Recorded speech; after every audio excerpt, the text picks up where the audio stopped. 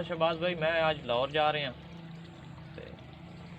हाँ, अखी सिकदियां कर दीदार न सगियां कल टुर मेहमान गयो वे। अखी सिकदियां कर दीदार न सगियां कल टुर मेहमान गयो वे। असा समझिया खुशियां वाला आइयां कर कर घर वैरान गयो वे। रल वसन दे जेड़े कीते हन, रल वसन दे जेड़े कीते हन बोलो पैमान गयो वे। त्रुट कमर गई मेरी जाम शहबाज दे इंजर मान गयो वे। क्या बात है, कोई होर एक डोड़ा सुना दो जनाब।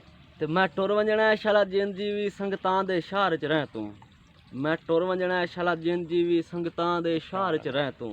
मेरे मरण दे बाद न दुख वेखे सुखां दे पार च रह तूं।